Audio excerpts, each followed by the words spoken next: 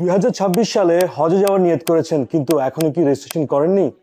সরকারি রেজিস্ট্রেশনের সময়সীমা কিন্তু আগামী 12ই অক্টোবরের মধ্যে শেষ হতে চলেছে। সময় তো একেবারেই কম। নির্ধারিত সময়ের মধ্যে রেজিস্ট্রেশন না করলে মিস হতে পারে আপনার হজের প্ল্যান 2026 সালে। গজিয়ারাতে আমরা আছি আপনার প্রতিটি ধাপে।